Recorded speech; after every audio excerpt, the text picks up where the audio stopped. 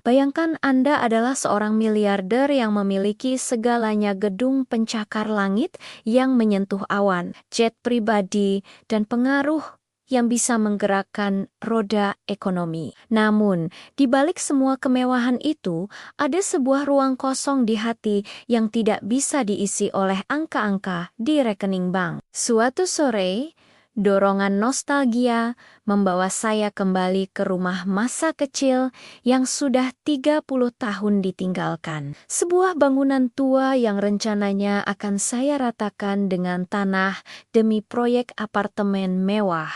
Namun, saat kunci berkarat itu berputar dan pintu kayu yang berat itu terbuka, saya tidak menemukan debu dan kesunyian yang saya harapkan. Di sudut dapur yang gelap, di bawah meja kayu yang hampir keropos, saya melihat pemandangan yang menghentikan detak jantung saya. Sepasang mata besar yang dipenuhi ketakutan murni, milik seorang wanita yang mendekap erat seorang anak kecil yang gemetar hebat. Mereka bukan pencuri, mereka bukan pengemis biasa. Mereka adalah jiwa-jiwa yang sedang melarikan diri dari ancaman yang jauh lebih mengerikan daripada kemiskinan. Hari itu, saya menyadari bahwa harta paling berharga dalam hidup saya bukanlah emas atau saham, melainkan rahasia yang bersembunyi di balik bayang-beyong rumah lama saya. Apa yang akan Anda lakukan jika Anda menemukan bahwa kekuasaan Anda adalah satu-satunya perisai bagi nyawa mereka? Simak kisah ini sampai tuntas, karena akhir cerita ini akan mengubah cara Anda memandang dunia selamanya. Selamat datang di Drama Bercerita. Hari ini, saya akan membawa Anda masuk ke dalam sebuah perjalanan emosional tentang pertemuan tak terduga yang mengubah hidup seorang pria sukses selamanya. Ini bukan sekadar cerita tentang kekayaan materi, melainkan tentang penebusan dosa masa lalu dan keajaiban kemanusiaan. Sebelum kita mengungkap rahasia besar di balik pintu rumah tua itu, mohon dukung channel ini dengan menekan tombol subscribe, nyalakan lonceng notifikasi, dan berikan like pada video ini. Dukungan Anda adalah energi bagi kami untuk terus membagikan kisah-kisah yang menyentuh jiwa. Mari kita mulai kisahnya. Namaku Ardiansyah, di usia 45 tahun. Aku telah mencapai segala hal yang oleh dunia dianggap sebagai puncak kesuksesan. Aku memiliki gedung pencakar langit yang membawa namaku di puncaknya, deretan mobil mewah yang memenuhi garasi apartemen penthouseku, dan pengaruh yang cukup untuk menggerakkan keputusan ekonomi di kota ini. Namun, ada satu hal yang tidak pernah dikatakan oleh brosur motivasi bisnis manapun: semakin tinggi kau mendaki, semakin tipis udara yang bisa kau hirup, dan semakin dingin kesepian yang menyelimutimu. Bagiku, kesuksesan adalah sebuah benteng tinggi yang tanpa sengaja kubangun untuk mengisolasi diriku dari dunia nyata. Pagi itu, suasana hatiku terasa asing. Di tengah hiruk-pikuk rapat direksi yang membosankan tentang proyek mal baru, pikiranku justru melayang jauh ke pinggiran kota yang berdebu. Entah mengapa, ada dorongan primordial yang sangat kuat, sebuah bisikan dari masa lalu yang memaksaku untuk membatalkan semua agenda penting hari itu. Aku mengambil kunci mobil sportku, meninggalkan asisten pribadiku yang kebingungan, dan berkendara sendirian menuju sebuah tempat yang sudah 30 tahun tidak pernah kusentuh, bahkan dalam ingatanku sekalipun. Tujuanku adalah sebuah rumah tua bergaya kolonial di ujung jalan buntu. Itu adalah satu-satunya peninggalan orang tuaku sebelum mereka pergi selamanya dalam sebuah kecelakaan saat aku masih remaja. Rumah itu adalah saksi bisu masa kecilku yang sederhana, namun penuh kasih. Tempat di mana aroma masakan ibu dan tawa ayah masih terasa tertinggal di dinding-dindingnya. Selama puluhan tahun, aku membiarkannya terbengkalai, membayar pajak tanahnya tanpa pernah sudi mengunjunginya, karena rasa sakit kehilangan itu terlalu besar untuk kuhadapi. Rencanaku hari itu sebenarnya sangat dingin dan pragmatis. Aku ingin melihat kondisi bangunan tersebut sebelum mengirim tim bulldozer untuk meratakannya, menjadikannya bagian dari ekspansi bisnis propertiku. Namun, saat mobilku perlahan memasuki jalanan aspal yang retak menuju gerbang rumah itu, bulu kuduku meremang. Lingkungan sekitarnya sudah berubah menjadi sunyi dan tertutup oleh ilalang tinggi. Saat aku tiba di depan gerbang besi yang sudah dipenuhi karat kemerahan, mataku menangkap sesuatu yang tidak beres. Gembok besar yang seharusnya mengunci rapat rantai gerbang itu tampak hancur. Bukan karena dimakan usia, melainkan seperti dipaksa terbuka dengan alat berat. Jantungku berdegup kencang. Sebuah sensasi yang jarang kurasakan di ruang rapat. Aku melangkah keluar dari mobil.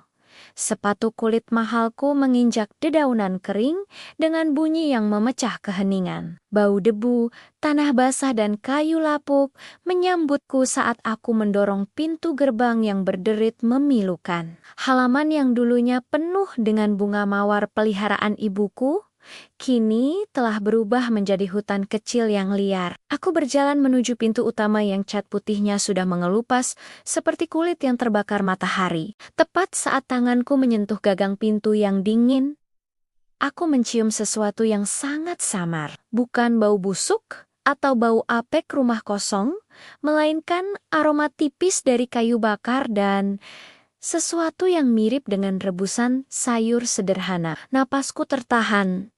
Tidak mungkin ada orang di dalam sini. Ini adalah properti pribadi yang sudah lama terlupakan. Dengan perlahan, aku memutar kunci dan mendorong pintu itu terbuka. Cahaya matahari pagi menyeruak masuk melalui sela-sela jendela yang tertutup debu tebal, menciptakan kolom-kolom cahaya yang menampakkan jutaan partikel debu yang menari di udara. Ruang tamu itu sunyi. Namun ada perasaan aneh yang merayap di tengkukku, perasaan bahwa aku tidak sendirian. Di rumah yang seharusnya mati ini, aku merasakan sebuah denyut kehidupan yang bersembunyi di balik bayang-bayang masa laluku. Aku berdiri mematung di ambang pintu, membiarkan mataku menyesuaikan diri dengan rimang-rimang cahaya yang menembus gorden tua yang sudah koyak. Suasana di dalam rumah ini seperti kapsul waktu yang membeku. Debu setebal beberapa milimeter menutupi sofa beludru merah yang dulu menjadi tempat favorit ayah membaca koran.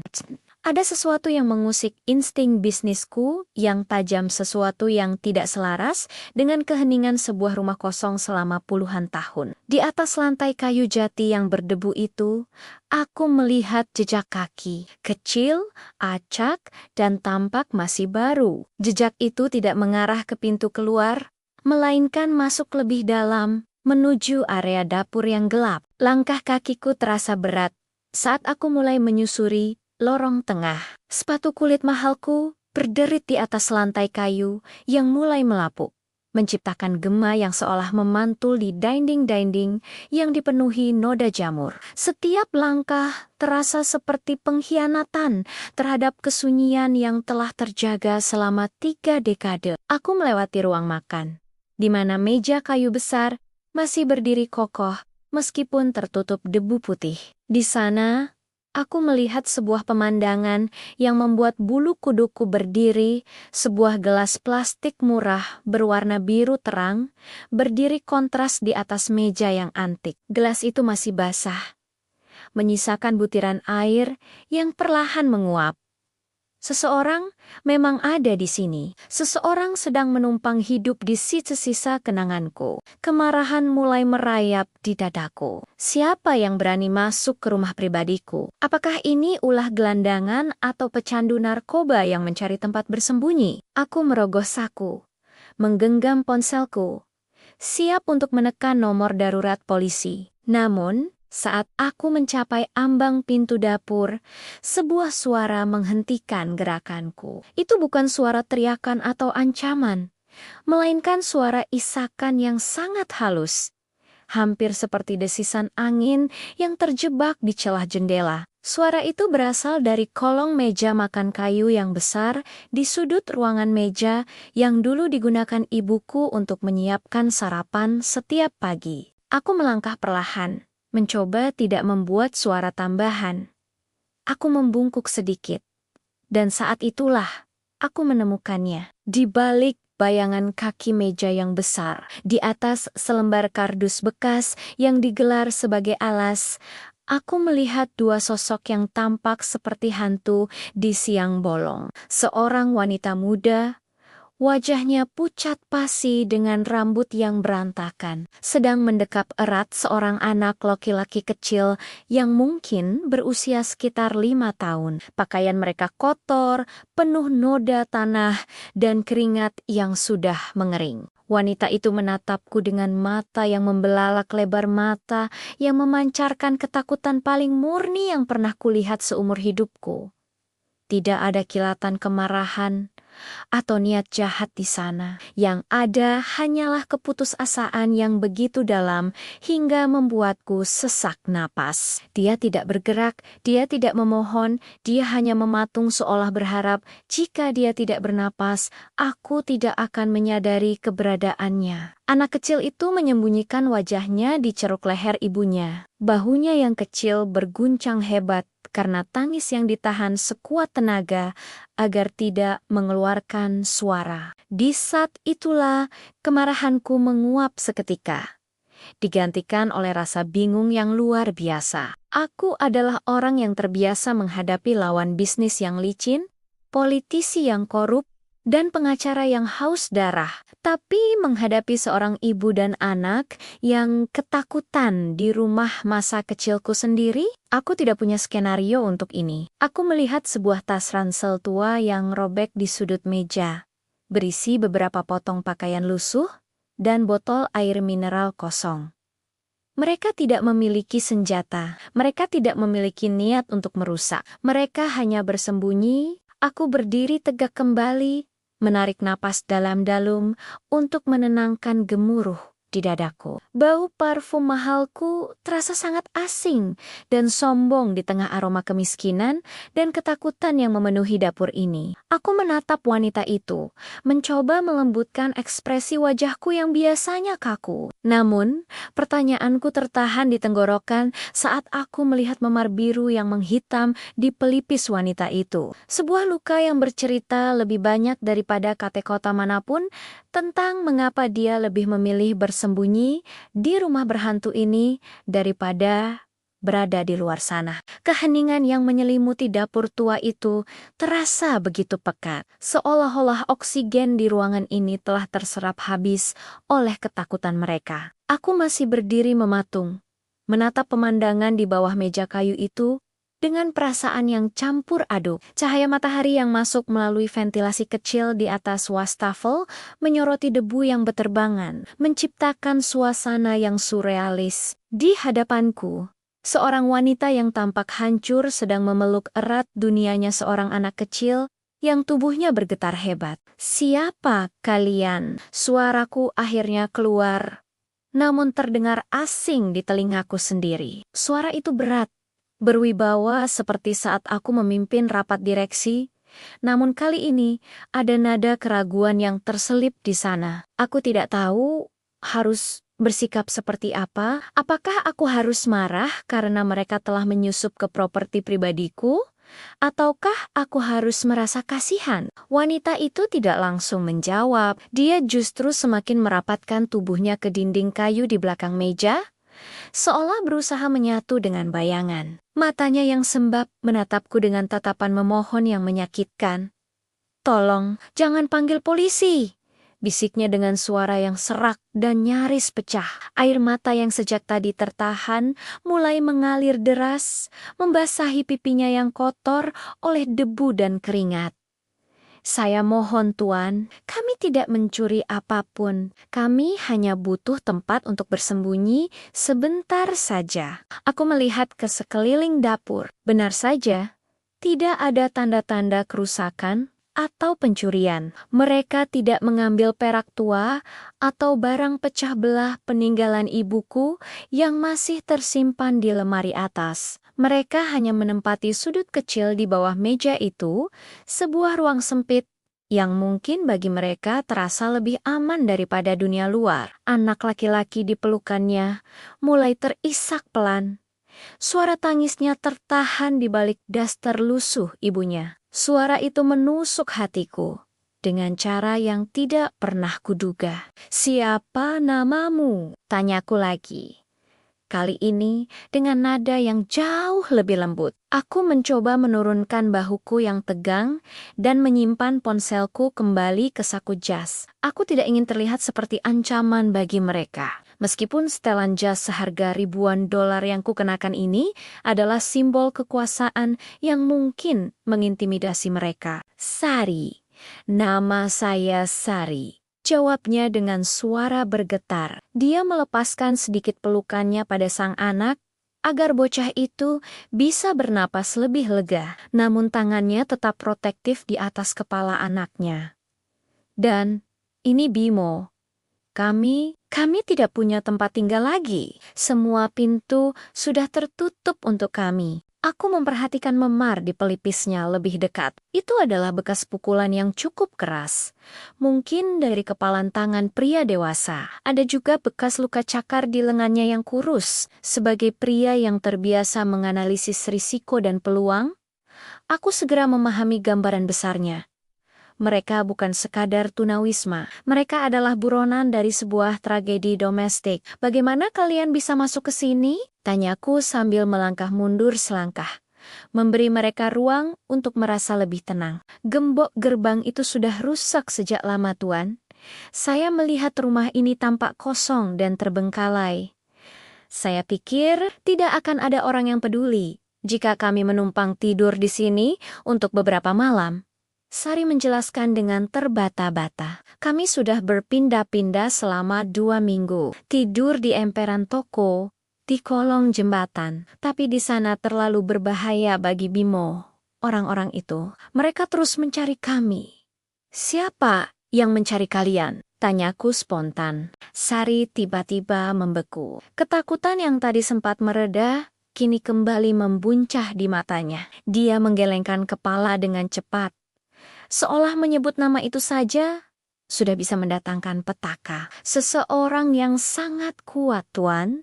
Seseorang yang tidak akan berhenti sebelum dia menemukan kami."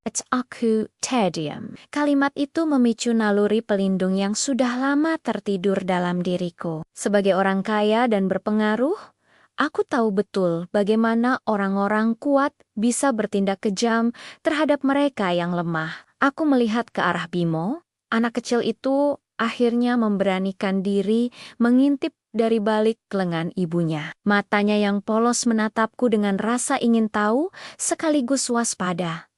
Di saat itulah ego miliarderku runtuh sepenuhnya. Aku tidak melihat dua penyusup. Aku melihat diriku yang dulu seorang yatim piatu yang pernah merasa dunia ini begitu luas dan menakutkan tanpa perlindungan siapapun. "Keluarlah dari bawah meja itu," kataku.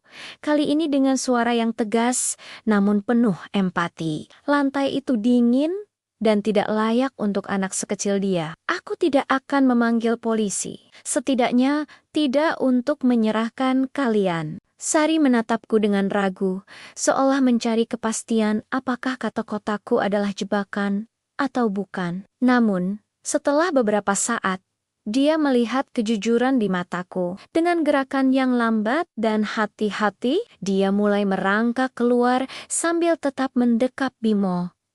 Aku berdiri di sana, di tengah debu masa laluku, menyadari bahwa keputusanku untuk datang ke rumah ini pagi tadi bukanlah sebuah kebetulan. Ini adalah awal dari sesuatu yang akan menguji segala hal yang kuyakini tentang kekuasaan dan kemanusiaan. Sari perlahan bangkit dari lantai kayu yang dingin, gerakannya kaku seolah setiap sendinya telah membeku karena ketakutan selama berhari-hari. Ia mendekap Bimo begitu erat, seolah-olah jika ia melonggarkan pelukannya sedikit saja, anak itu akan lenyap di telan kegelapan. Aku menarik sebuah kursi kayu tua yang berdebu, kursi yang dulu sering diduduki ibuku saat menjahit, dan mempersilakannya duduk. Sari menatap kursi itu dengan ragu.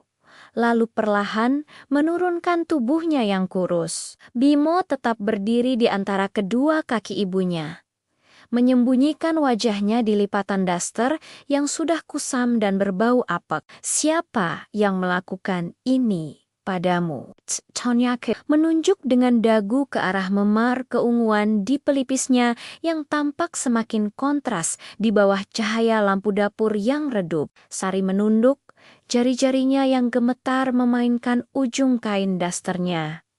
"Suami saya, Tuan, atau setidaknya pria yang seharusnya melindungi kami." Suaranya nyaris berbisik, teredam oleh isak tangis yang tertahan. Namanya Baskoro. Mungkin bagi orang luar, dia adalah sosok pengusaha sukses yang dermawan. Tapi di balik pintu rumah kami, dia adalah monster yang haus akan kendali. Setiap kesalahan kecil yang saya lakukan, atau bahkan jika Bimo menangis terlalu keras, imbalannya adalah kemarahan yang membabi buta. Mendengar nama itu, jantungku seolah berhenti berdetak sesaat. Baskoro, nama itu tidak asing di telingaku. Dia adalah salah satu pemain besar di dunia kontraktor. Seorang pria yang sering kulihat di pesta-pesta amal kelas atas, selalu tampil dengan senyum menawan dan setelan jas yang tak kalah mahal dariku. Namun, rumor tentang temperamennya yang keras dan metodenya yang kotor dalam bisnis memang sudah lama beredar di kalangan terbatas. Aku tidak pernah menyangka bahwa kekejamannya meluas hingga ke ruang makan dan kamar tidurnya sendiri. "Kenapa tidak melapor ke polisi?" tanyaku.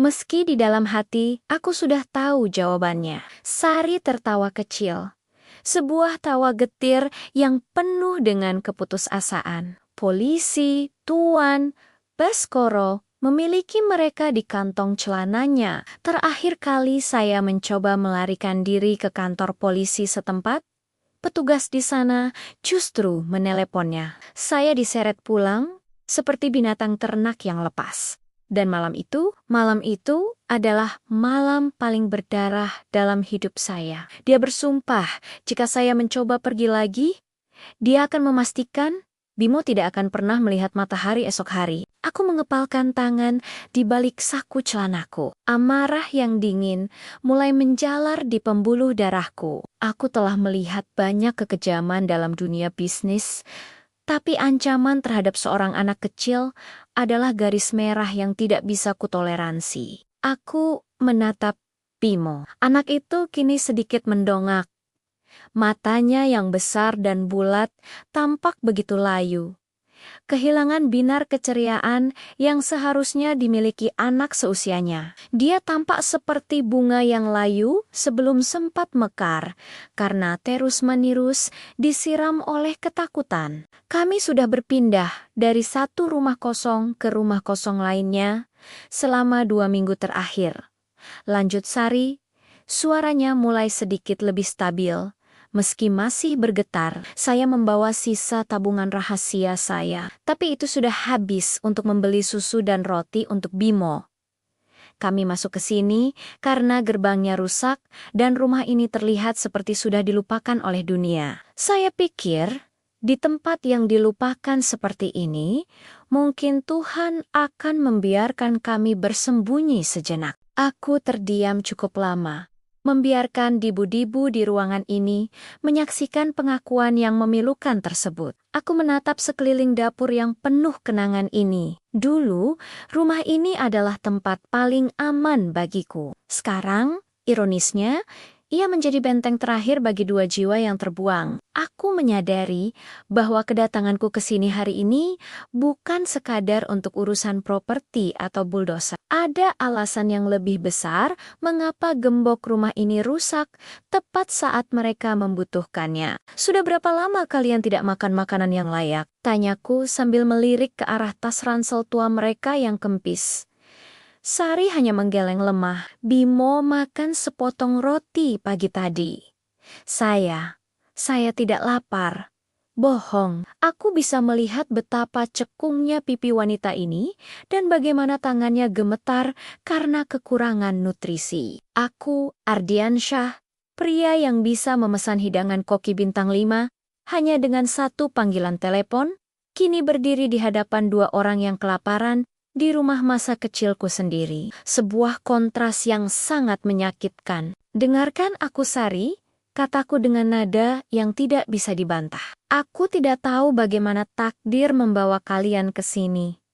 Tapi mulai detik ini, kalian tidak perlu lagi bersembunyi di bawah meja. Rumah ini mungkin tua dan berdebu, tapi dinding-dindingnya cukup kuat untuk melindungimu. Aku akan mengurus segalanya. Sari menatapku dengan tatapan tidak percaya, seolah-olah aku adalah Fata Morgana di tengah padang pasir. Tapi Tuan Baskoro, dia akan menghancurkan siapapun yang menghalanginya. Anda tidak tahu betapa berbahayanya dia. Aku tersenyum tipis. Sebuah senyuman yang biasanya kusimpan untuk lawan bisnis yang merasa mereka sudah menang. Dia mungkin berbahaya bagi orang lain, Sari, tapi dia belum pernah berurusan denganku. Dan percayalah, aku punya lebih banyak alasan untuk menjaga rumah ini tetap berdiri daripada dia punya alasan untuk menghancurkannya. Malam mulai turun, bayang-bayang pohon di halaman luar mulai memanjang dan masuk ke dalam ruangan. Di tengah kesunyian itu, aku memutuskan sesuatu yang akan mengubah alur hidupku selamanya. Aku tidak akan menjual rumah ini. Aku akan menjadikannya medan perang. Jika memang itu yang diperlukan untuk melindungi kebenaran yang baru saja kutemukan di bawah meja dapurku. Pagi itu, sinar matahari tidak terasa hangat, ia justru terasa tajam dan mengancam, seolah-olah alam sedang memperingatkanku tentang badai yang akan datang. Aku terbangun dengan leher kaku di atas sofa tua, sementara aroma kopi instan yang dibawa tim logistikku tadi subuh mulai memenuhi ruangan. Sari sudah bangun. Ia mencoba merapikan dapur dengan alat seadanya. Sementara Bimo duduk di lantai sambil memainkan sebuah mobal-mobalan kayu tua yang kutemukan di gudang salah satu mainan masa kecilku yang tertinggal. Untuk sesaat, suasana terasa damai. Namun kedamaian itu pecah saat suara deru mesin mobil mewah terdengar berhenti tepat di depan gerbang rumah. Jantungku berdegup kencang. Aku segera berdiri dan mengintip dari balik tirai jendela yang berdebu. Sebuah SUV hitam legam dengan kaca film yang sangat gelap terparkir dengan arogan, menghalangi pintu masuk. Dua pria berbadan besar dengan setelan safari hitam keluar dari mobil tersebut. Mereka tidak tampak seperti polisi. Mereka adalah penjemput profesional yang biasa digunakan oleh orang-orang seperti Baskoro untuk melakukan pekerjaan kotor. Mereka mulai memeriksa gembok gerbang yang sudah kupasang kembali tadi malam. Sari, masuk ke ruang bawah tanah. Sekarang, perintahku dengan suara rendah, namun penuh penekanan. Sorry, Manole. Wajahnya seketika memucat. Ia menjatuhkan kain lap yang dipegangnya. Ketakutan yang sempat mereda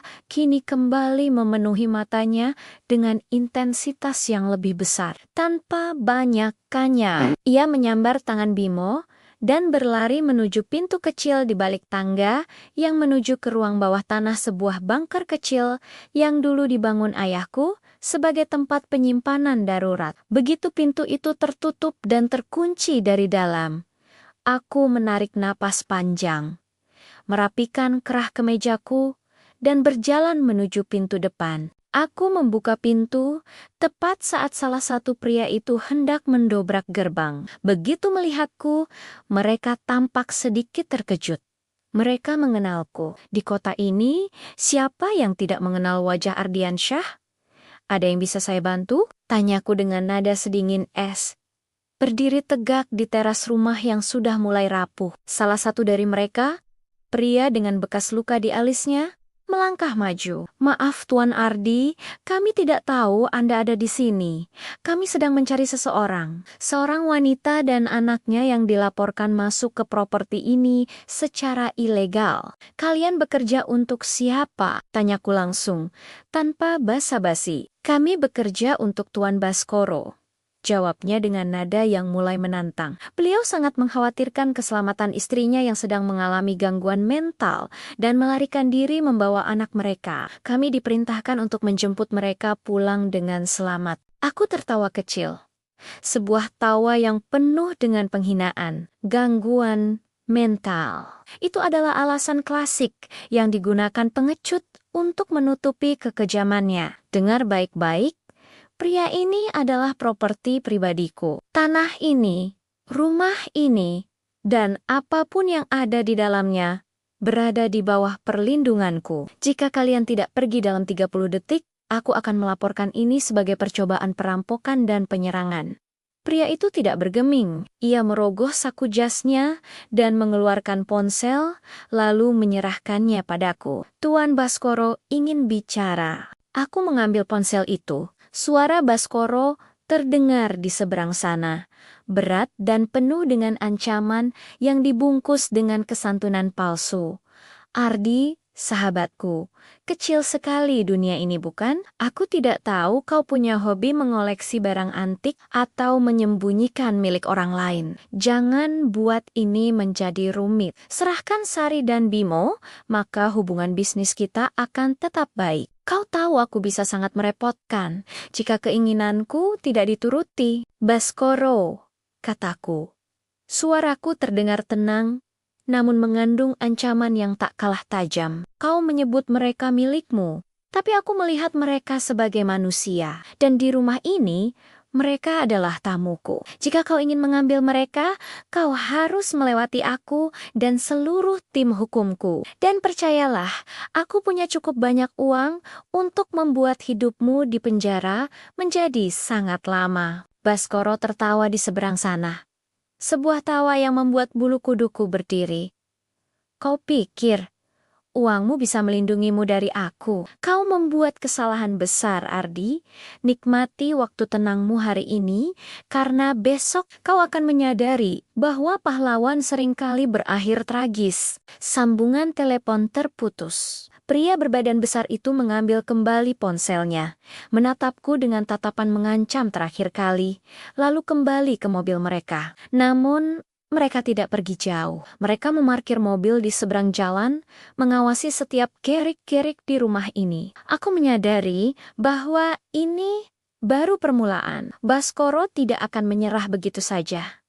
Dan dia memiliki sumber daya yang hampir setara denganku. Aku kembali masuk ke dalam rumah, mengunci pintu rapat-rapat, dan merasakan keringat dingin membasahi punggungku. Puncak konflik telah dimulai, dan kali ini nyawa adalah taruhannya. Udara di dalam rumah terasa semakin berat dan menyesakkan, seolah-olah dinding-dinding kayu tua ini pun ikut merasakan kecemasan yang mendalam. Setelah ancaman telepon dari Baskoro, aku segera turun ke ruang bawah tanah untuk memastikan Sari dan Bimo baik-baik saja. Di dalam ruangan sempit yang hanya diterangi lampu minyak tua, aku melihat mereka berdua meringkuk di sudut. Sari memeluk Bimo begitu erat hingga buku-buku jarinya memutih. Mata wanita itu mencerminkan ketakutan yang melampaui kote-kota.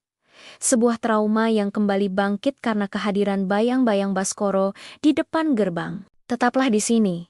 Jangan buat suara sedikit pun, bisikku pelan. Aku bisa merasakan getaran di tubuh Sari saat tanganku menyentuh bahunya. Aku memberinya sebuah ponsel darurat yang sudah kusiapkan. Jika terjadi sesuatu padaku di atas, tekan tombol 1.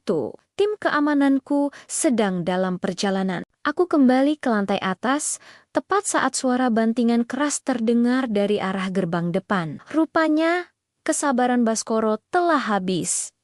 Dia tidak lagi mengirim anak buahnya sendirian. Dari jendela, aku melihat sebuah sedan mewah berwarna perak berhenti tepat di belakang SUV hitam tadi. Dan di sanalah dia, Baskoro, melangkah keluar dengan keangkuhan yang memuakan. Dia mengenakan kacamata hitam dan setelan jas rapi, seolah-olah dia sedang bersiap untuk menghadiri gala dinner, bukan untuk melakukan tindakan kriminal. Tanpa ragu, Dia berjalan melewati gerbang yang sudah dijebol paksa oleh anak buahnya. Aku membuka pintu depan lebar-lebar dan berdiri di ambang pintu, menghalangi jalan masuk. Aku sengaja tidak membawa senjata apapun. Di dunia kelas atas kami, kehadiran fisik dan otoritas adalah senjata pertama. Berhenti di sana, Baskoro.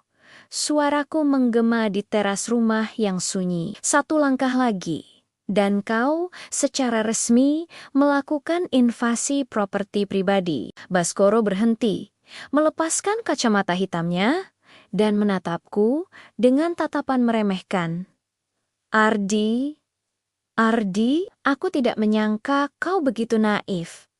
Kau pikir rumah bobrok ini bisa melindungimu? Kau pikir kau sedang menjadi pahlawan? Di film picisan, dia melangkah maju hingga jarak kami hanya terpaut 2 meter. Bau cerutu mahalnya menusuk hidungku. Sangat kontras dengan bau debu rumah ini. Berikan Sari dan anak itu padaku sekarang. Sari menderita depresi berat. Dia membutuhkan perawatan medis yang hanya bisa kuberikan. Kau hanya memperburuk keadaan dengan menyembunyikannya di sini. Kebohonganmu sudah basi, Baskoro. Balasku dingin. Aku sudah melihat perawatan medis yang kau berikan padanya memar di wajahnya. Dan ketakutan di mata anaknya adalah bukti nyata siapa monster yang sebenarnya di sini. Jika kau ingin membawanya, tunjukkan surat perintah dari pengadilan atau bawa polisi resmi ke sini. Tapi kita berdua tahu kau tidak akan melakukannya karena kau takut pada apa yang akan mereka temukan. Wajah Baskoro berubah menjadi merah padam. Topeng kesantunannya retak, menampakkan kegelapan yang selama ini disembunyikan Sari. Kau menantangku, Ardi. Di kota ini, aku bisa menghancurkan reputasimu dalam semalam. Aku bisa membuat saham perusahaanmu terjun bebas dengan satu panggilan telepon. Apakah kau benar-benar bersedia kehilangan segalanya demi seorang wanita jalang yang bahkan tidak kau kenal? Aku merasakan dorongan kuat untuk melayangkan pukulan ke wajahnya. Tapi aku menahannya. Saham bisa dibeli kembali, reputasi bisa dibangun ulang. Tapi jika aku membiarkanmu membawa mereka, aku akan kehilangan sesuatu yang jauh lebih berharga, kehormatanku sebagai manusia. Jadi silakan, coba hancurkan aku. Tapi selama aku masih berdiri di pintu ini, kau tidak akan menyentuh mereka. Baskoro memberi isyarat kepada 2 pria berbadan besar di belakangnya. Mereka mulai bergerak maju, mengepung teras. Atmosfer berubah menjadi sangat berbahaya. Aku bisa merasakan keringat dingin mengalir di punggungku. Namun aku tidak bergerak sedikit pun. Di saat yang paling kritis itu, aku mendengar suara langkah kecil dari dalam rumah. Centangku Mencelos Bimo.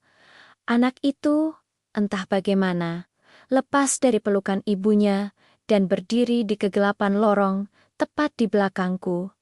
Paman Ardi. Apakah orang jahat itu akan pergi? Suara kecilnya yang gemetar memecah ketegangan. Baskoro melihat Bimo, matanya berkilat dengan nafsu posesif yang mengerikan.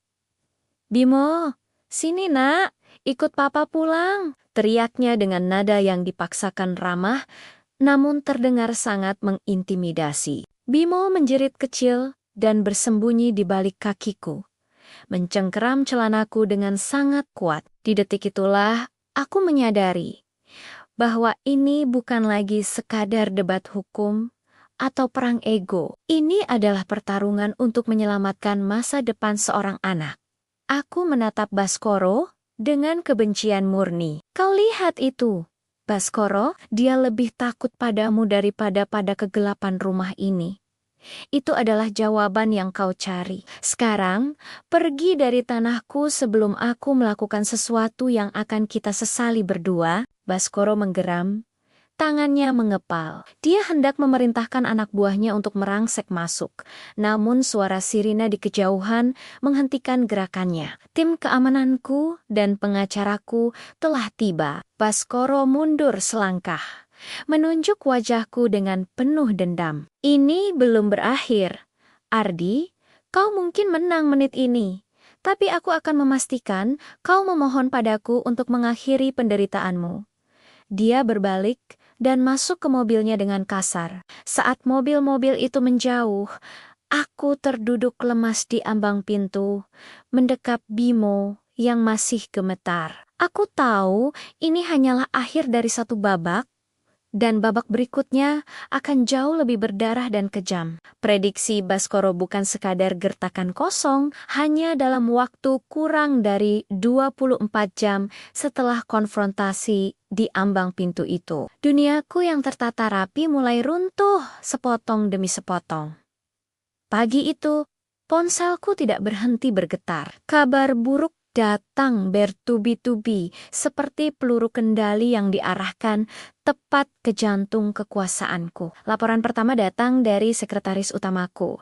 Harga saham perusahaan indukku merosot tajam setelah muncul rumor palsu di media sosial dan portal berita ekonomi tentang keterlibatanku dalam skandal penculikan dan penyekapan wanita. Baskoro menggunakan jaringan medianya untuk memutarbalikkan fakta, mengubah niat tulusku menjadi narasi kriminal yang menjijikkan. Tidak berhenti di situ, beberapa bank mitra utama tiba-tiba menunda pencairan kredit untuk proyek Superblok yang sedang kukerjakan. Mereka beralasan ada risiko reputasi yang perlu ditinjau ulang. Aku duduk di meja makan tua di rumah lamaku, memandangi layar laptop yang menampilkan grafik merah membara. Sementara di luar, beberapa wartawan gadungan mulai berkumpul di depan gerbang, mencoba mengambil foto ilegal. Tekanan ini begitu masif, sehingga Dewan Direksi perusahaanku mengirimkan pesan resmi, meminta aku mengundurkan diri sementara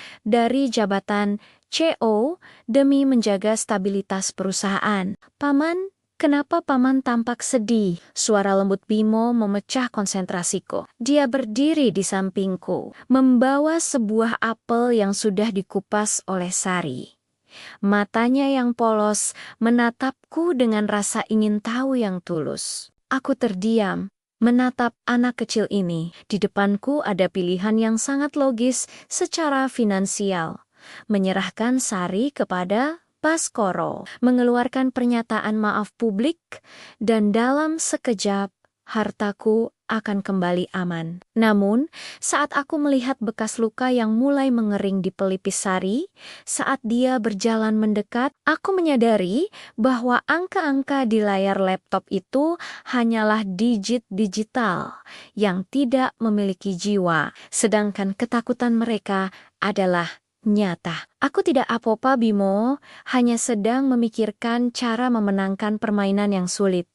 Jawabku sambil mengusap kepalanya. Sari meletakkan segelas air di depanku. Dia pasti mendengar percakapan teleponku yang penuh emosi tadi.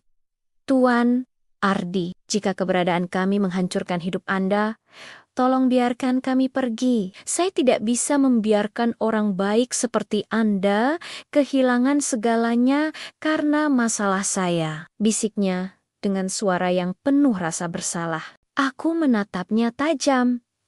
Sari, dengarkan aku. Jika aku membiarkanmu pergi sekarang, aku akan kehilangan sesuatu yang jauh lebih besar dari sekadar uang. Aku akan kehilangan rasa hormat pada diriku sendiri. Baskoro berpikir dia bisa membeliku dengan tekanan ekonomi. Tapi dia lupa bahwa aku memulai semua ini dari nol, dari rumah tua ini dengan tangan kosong. Namun, situasi semakin memburuk saat malam tiba. Tim keamananku melaporkan bahwa mereka mendeteksi adanya upaya peretasan pada sistem keamanan rumah ini. Aliran listrik tiba-tiba padam, merendam rumah dalam kegelapan yang mencekam. Hanya cahaya bulan yang menembus sela-sela jendela, menciptakan bayangan panjang yang menyeramkan. Aku bisa mendengar suara langkah kaki di atas atap, halus namun pasti. Baskoro tidak lagi bermain di lantai bursa. Dia mulai mengirimkan orang-orang bayaran untuk melakukan intimidasi fisik di tengah kegelapan. Aku segera menggiring Sari dan Bimo kembali ke ruang bawah tanah. Tanganku gemetar saat mengunci pintu baja tersebut. Jangan keluar sampai aku yang memanggil. Instruksiku, aku mengambil sebuah tongkat besi tua yang kutemukan di gudang. Aku bukan petarung, aku adalah seorang pemikir, tapi malam ini aku harus menjadi pelindung. Di tengah kegelapan ruang tamu, aku berdiri diam, mendengarkan setiap suara. Tiba-tiba, kaca jendela samping pecah berantakan. Sebuah bom asap dilemparkan ke dalam, memenuhi ruangan dengan kabut putih yang menyengat mata. Batuku meledak, dan dalam keremangan itu, aku melihat siluet dua orang masuk melalui jendela. Mereka bergerak dengan efisiensi yang menakutkan, di mana mereka? Ardi. Salah satu dari mereka bertanya dengan suara dingin yang disamarkan. Berikan mereka, dan kau tidak perlu terluka lebih jauh. Aku tidak menjawab. Aku menyerang secara membabi buta dengan tongkat besi di tanganku. Rasa takutku berubah menjadi amarah yang meledak-ledak. Aku terkena pukulan di rahang yang membuat kepalaku pening. Tapi aku berhasil membalas dengan hantaman keras ke bahu lawan. Pertarungan itu tidak elegan. Itu adalah pergulatan putus asa di atas lantai berdebu yang penuh sejarah. Di tengah kekacauan itu, aku menyadari bahwa Baskoro benar-benar telah kehilangan akal sehatnya. Dia siap membunuh demi egonya.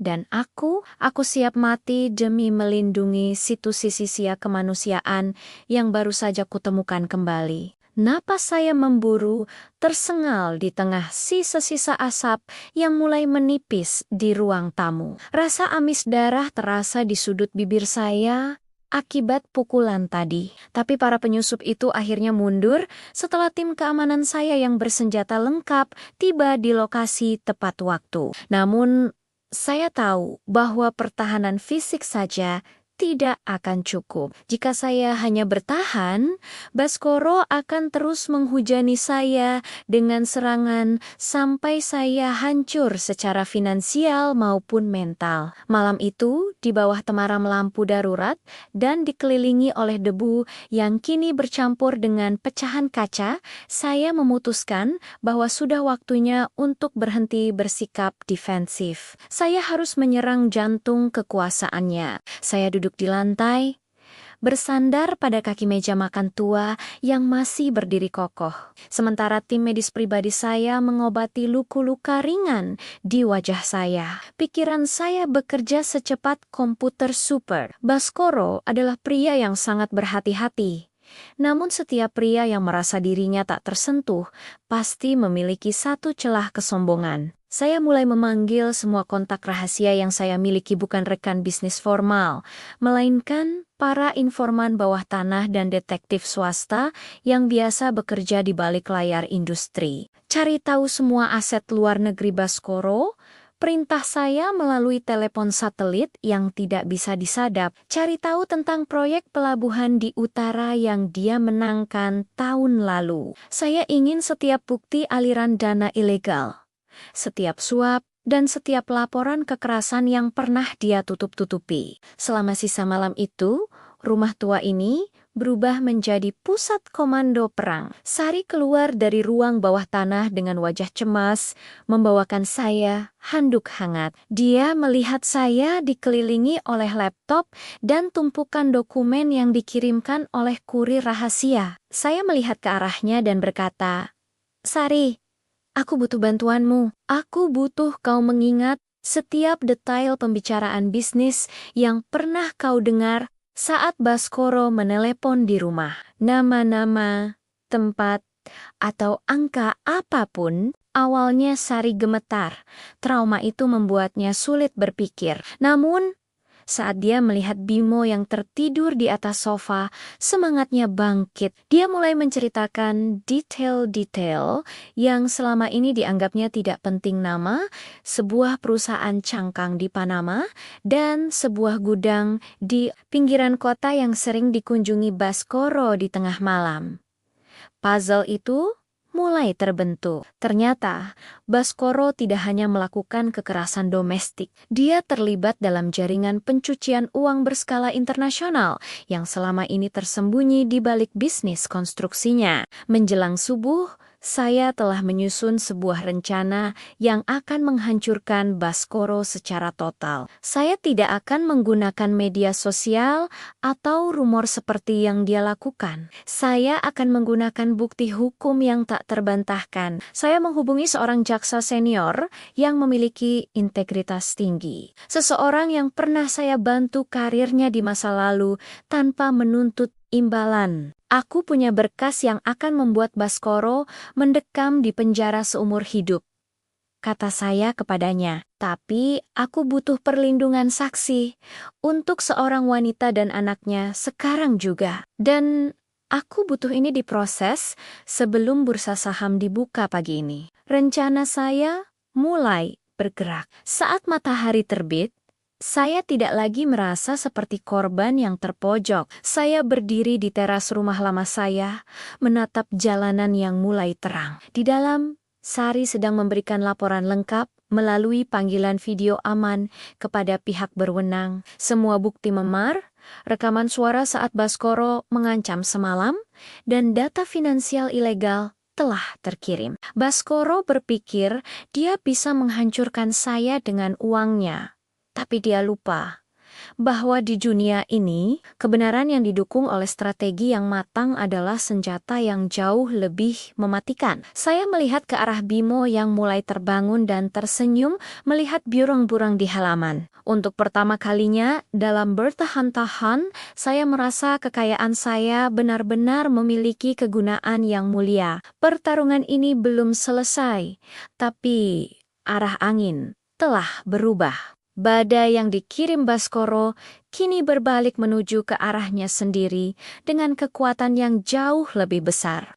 Pagi itu, atmosfer di sekitar rumah lama saya terasa elektrik. Udara yang biasanya pengap oleh debu kini terasa tajam, seolah-olah semesta sedang menahan napas, menunggu sebuah dentuman besar. Di layar televisi tua yang berhasil saya hidupkan kembali, berita pagi mulai meledak. Narasi yang kemarin menyudutkan saya tiba-tiba berbalik 180 derajat. Headline besar bertuliskan, "Skandal pencucian uang dan kekerasan domestik.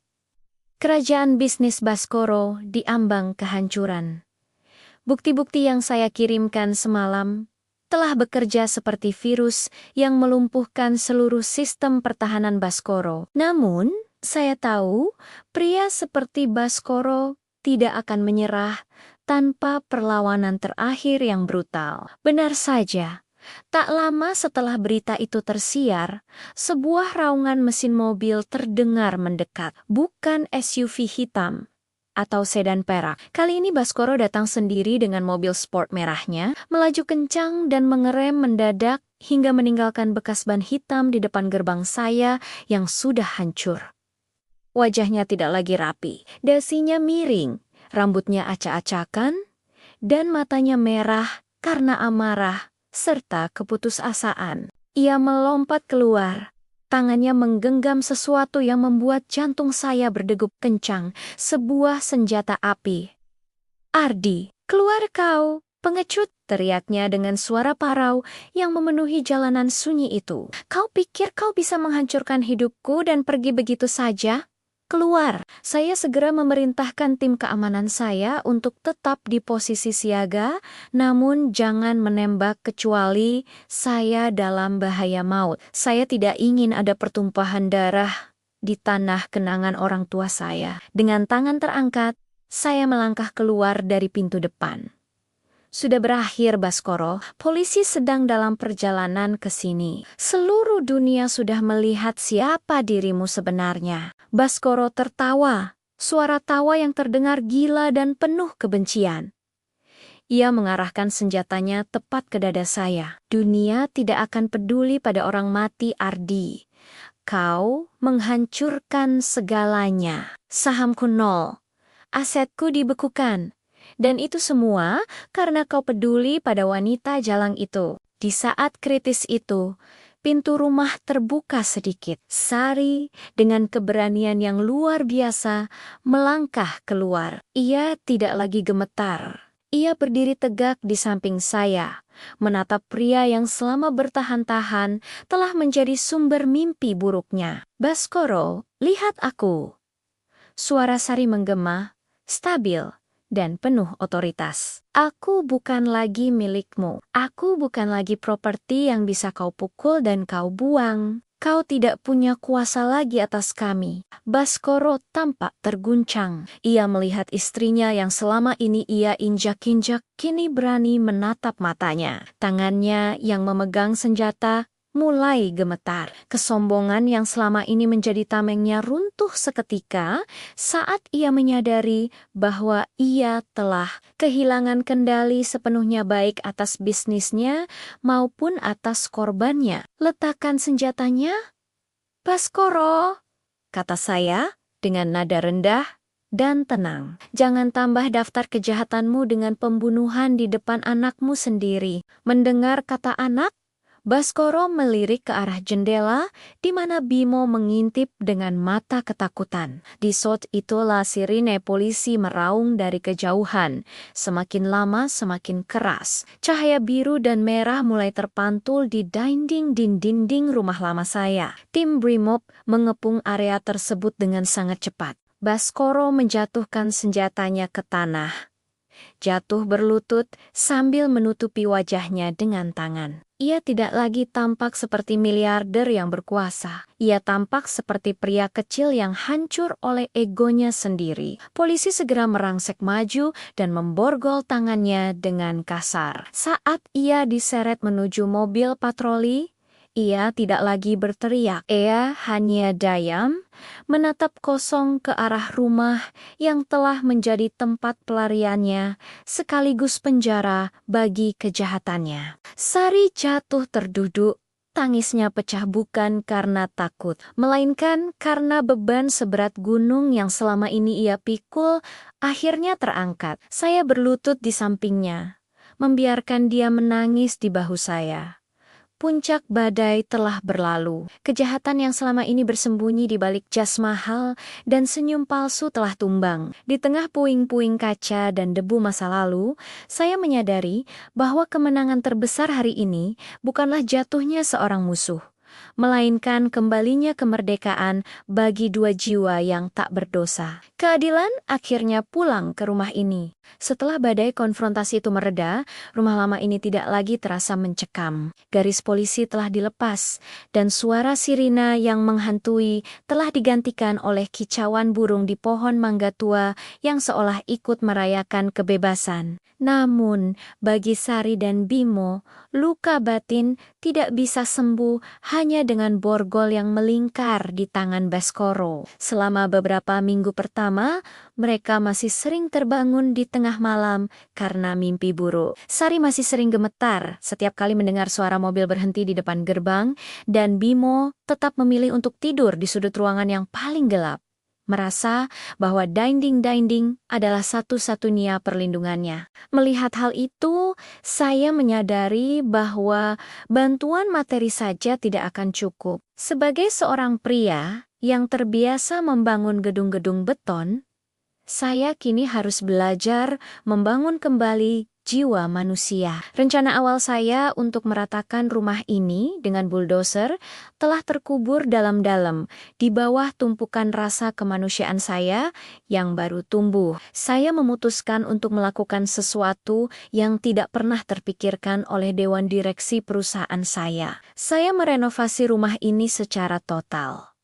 Namun, bukan untuk menjadikannya properti mewah yang dingin. Saya memanggil arsitek terbaik, bukan untuk merancang mall, tapi untuk menciptakan ruang yang penuh cahaya. Kami mengganti gendela-gendela kecil yang suram dengan koke-koka besar yang membiarkan sinar matahari pagi masuk ke setiap sudut ruangan. Dapur tempat saya pertama kali menemukan mereka sudut di bawah meja yang penuh debu, itu saya biarkan strukturnya tetap sama. Namun, kami mengubahnya menjadi area makan yang hangat dengan kayu pinus yang terang. Saya ingin tempat yang dulunya menjadi saksi ketakutan mereka berubah menjadi tempat mereka merayakan kehidupan. Selama proses renovasi, Sari mulai menunjukkan perubahan. Saya mempekerjakan terapis profesional untuk mendampinginya. Dan perlahan-lahan, binar di matanya kembali. Ia mulai berani keluar rumah, menghirup udara, tanpa rasa takut akan diculik. Suatu sore, saya melihatnya sedang menanam bunga mawar di halaman depan bunga yang sama dengan yang dulu ditanam ibu saya. Di sana, di atas tanah yang dulu hampir menjadi saksi pertumpahan darah, kini tumbuh cunis tunas kehidupan baru. Tuan Ardi, panggil Sari suatu hari saat saya berkunjung memantau renovasi. Rumah ini terlalu luas, hanya untuk kami berdua. Dan di luar sana, saya tahu ada banyak wanita lain yang sedang bersembunyi di bawah meja-meja lain. Gemetar, ketakutan seperti saya dulu. Kata-katanya memicu sebuah ide besar dalam pikiran saya. Mengapa hanya berhenti pada menolong satu keluarga? Saya memiliki sumber daya, saya memiliki pengaruh, dan sekarang saya memiliki tujuan. Saya memutuskan untuk mengubah rumah masa kecil saya ini menjadi sebuah yayasan yang saya beri nama Gria Harapan Ibu. Ini akan menjadi tempat perlindungan sementara bagi wanita dan anak-anak korban kekerasan. Tempat di mana mereka tidak hanya diberi atap, tapi juga bantuan hukum dan pelatihan keterampilan agar mereka bisa berdiri di atas kaki sendiri. Bimo kini sudah mulai bersekolah. Saya masih ingat hari pertamanya. Dia mengenakan seragam kecil dengan tas ransel baru, menggandeng tangan saya dan ibunya. Tidak ada lagi ketakutan di wajahnya. Dia tidak lagi bersembunyi di balik kaki saya. Dia berlari menuju gerbang sekolah dengan tawa yang lepas. Melihat pemandangan itu, saya merasakan sebuah kepuasan yang jauh lebih dalam daripada saat saya menutup kesepakatan bisnis bernilai triliunan rupiah. Saya juga mulai menata kembali hidup saya sendiri. Saya kembali ke kantor sebagai CEO, namun dengan pendekatan yang berbeda. Saya menciptakan program CSR perusahaan yang fokus pada perlindungan keluarga. Teman-teman bisnis saya banyak yang terheran-heran, bahkan ada yang mencibir. Namun, bagi saya, mereka adalah orang-orang yang belum melihat cahaya. Mereka masih terjebak dalam labirin angka. Sementara saya telah menemukan jalan keluar melalui sebuah rumah tua yang berdebu. Rumah itu kini berdiri tegak, dicat dengan warna putih bersih yang melambangkan awal yang baru. Di depannya, sebuah papan nama kayu terpasang rapi. Setiap kali saya melewati gerbangnya, saya tidak lagi teringat pada kesedihan masa lalu atau kemarahan pada Baskoro.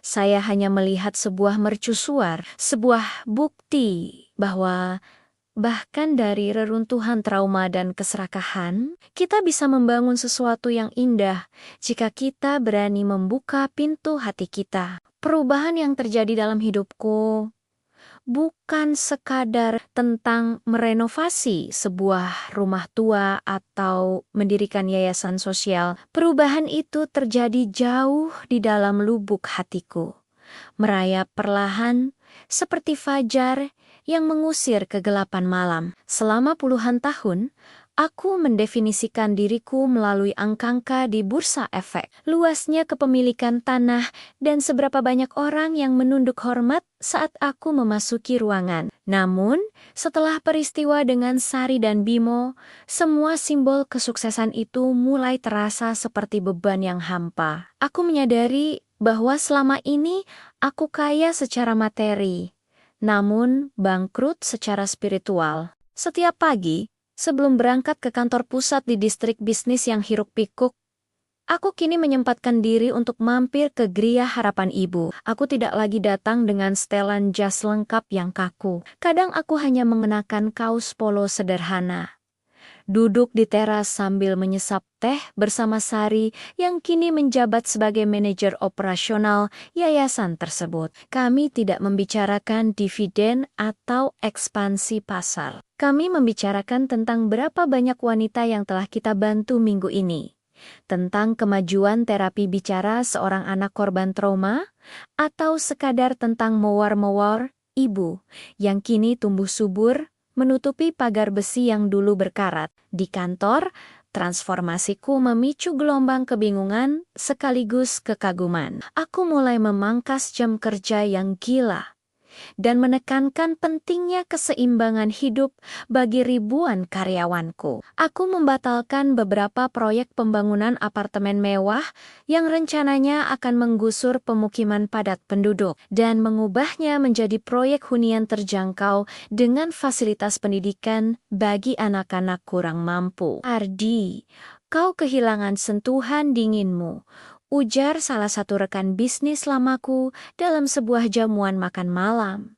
Kau mulai menjadi terlalu lembut. Bisnis butuh serigala, bukan malaikat. Aku hanya tersenyum menanggapi sindirannya. Dulu, kata-kata itu mungkin akan menyinggung egoku. Tapi sekarang, aku melihat pria itu dengan rasa kasihan. Dia masih terjebak dalam pengejaran tak berujung akan sesuatu yang tidak bisa dibawanya mati. Aku menjawabnya dengan tenang, aku tidak menjadi lembut. Aku hanya menjadi sadar bahwa kekuasaan tanpa empati adalah tirani, dan kekayaan tanpa kemanusiaan adalah kemiskinan yang menyamar. Perubahan ini juga berdampak pada caraku memandang kesepian. Apartemen penthouseku yang dulu terasa seperti istana yang sunyi, kini mulai sering kuisi dengan tamu-tamu yang tulus. Aku mulai membangun hubungan kembali dengan kerabat jauh yang dulu kuabaikan karena aku terlalu sibuk menjadi orang sukses. Namun, keluarga baruku yang sesungguhnya adalah mereka yang ada di rumah tua itu. Bimo sering memanggilku Paman Ardi dengan teriakan ceria setiap kali mobilku berhenti di depan gerbang. Suara itu, suara tawa seorang anak yang dulu hampir kehilangan masa depannya, adalah musik terindah yang pernah kudengar jauh lebih indah daripada suara tepuk tangan di lantai bursa. Aku juga belajar memaafkan masa laluku. Selama ini, aku menyalahkan rumah tua itu atas kesedihan masa kecilku, atas kehilangan orang tuaku. Aku menganggapnya sebagai beban yang harus dihancurkan. Namun kini aku mengerti, rumah itu tidak pernah bersalah. Ia hanya menunggu saat yang tepat untuk memberiku pelajaran terakhir dari orang tuaku, bahwa rumah sejati adalah tempat di mana kita bisa menjadi tempat bernaung bagi orang lain. Malam-malamku kini jauh lebih tenang. Aku tidak lagi membutuhkan obat tidur atau segelas whisky untuk memadamkan suara-suara kecemasan di kepalaku. Aku tidur dengan kesadaran bahwa hari ini setidaknya ada satu orang yang bisa bernapas lebih lega karena aku memilih untuk peduli. Transformasi ini bukanlah sebuah pengorbanan, melainkan sebuah pembebasan. Aku telah membebaskan diriku dari penjara emas yang kubangun sendiri, dan akhirnya menemukan jalan pulang menuju diriku yang sebenarnya pria yang memiliki segalanya, bukan karena apa yang ada di kantongnya, tapi karena apa yang ada di hatinya. 10 tahun telah berlalu sejak hari di mana aku berdiri di ambang pintu rumah tua ini dengan kunci berkarat di tanganku. Hari ini, aku duduk di bangku taman yang sama, di bawah pohon mangga yang kini sudah jauh lebih rimbun, menaungi halaman yang dulu gersang. Rumah ini tidak lagi tampak seperti bangunan kolonial yang angker dan terlupakan. Ia telah menjelma menjadi sebuah monumen kehidupan yang dicat putih bersih, dengan jendela-jendela besar yang selalu terbuka, membiarkan tawa anak-anak dan aroma masakan hangat mengalir keluar ke jalanan. Gria Harapan Ibu kini bukan lagi sekadar proyek pribadiku. Ia telah menjadi model nasional untuk rumah perlindungan bagi mereka yang terpinggirkan. Namun bagiku, Ia tetaplah rumah lama tempat segalanya dimulai. Di depanku, seorang pemuda jangkung dengan toga wisuda sedang sibuk berfoto dengan ibunya. Pemuda itu adalah Bimo. Dia baru saja menyelesaikan studinya di Fakultas Hukum dengan predikat terbaik. Saat dia menatapku dan melambaikan tangan dengan senyum lebarnya, aku melihat kilatan mata yang sama dengan anak kecil yang dulu gemetar di bawah meja dapur. Namun kini, mata itu penuh dengan api keadilan dan harapan. Paman Ardi, terima kasih sudah datang, ujar Bimo sambil menghampiriku dan menjabat tanganku dengan erat. Genggamannya mantap, cerminan dari karakter yang kuat. Aku ingin menjadi pengacara yang membela mereka yang tidak punya suara. Persis seperti yang Paman lakukan untuk kami 10 tahun lalu. Kalimat itu membuat dadaku sesak oleh rasa bangga yang tak terlukiskan. Aku menyadari bahwa investasi terbaik yang pernah kulakukan dalam hidupku bukanlah pada saham teknologi atau properti di pusat kota, melainkan pada nyawa seorang anak yang hampir padam. Uang bisa habis, gedung bisa runtuh, tapi inspirasi dan kebaikan yang kita tanamkan pada jiwa seseorang akan terus tumbuh dan berlipat ganda melewati generasi. Sari berdiri di sampingnya, tampak anggun dengan kebaya sederhana. Garis-garis usia di wajahnya tidak bisa menyembunyikan kedamaian yang kini ia miliki. Baskoro sudah lama menjadi sejarah. Dia dikabarkan meninggal di dalam penjara beberapa tahun lalu, ditinggalkan oleh semua kemewahan dan orang-orang yang dulu memujanya karena takut. Namun bagi kami, nama itu sudah tidak lagi memiliki kuasa untuk menyakiti. Kami telah lama memaafkan.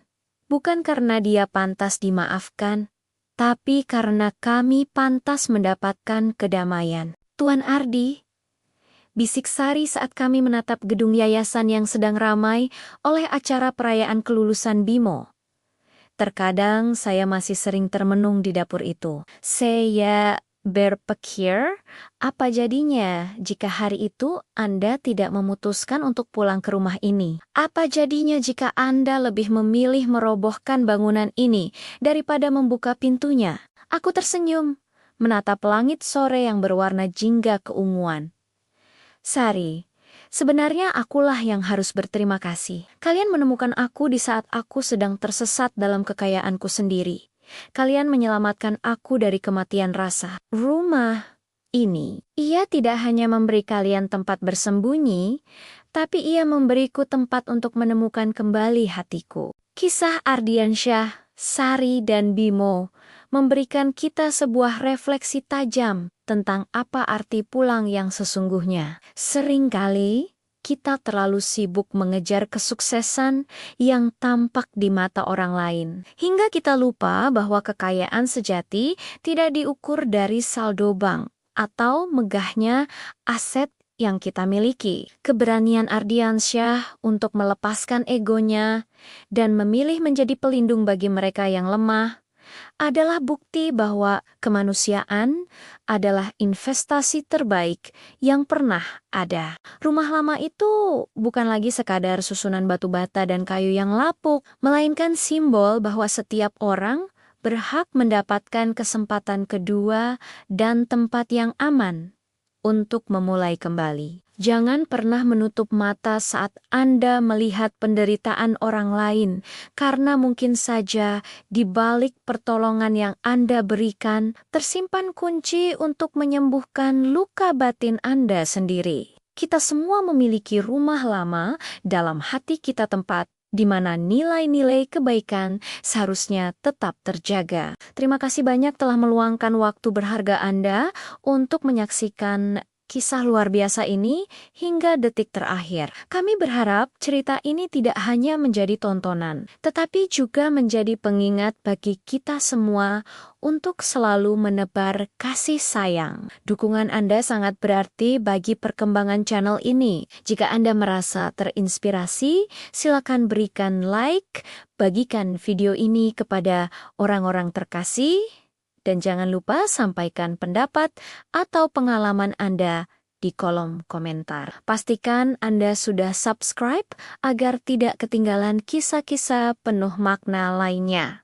Sampai jumpa di video inspiratif berikutnya. Tetaplah menjadi cahaya di tengah kegelapan, dan sampai bertemu lagi.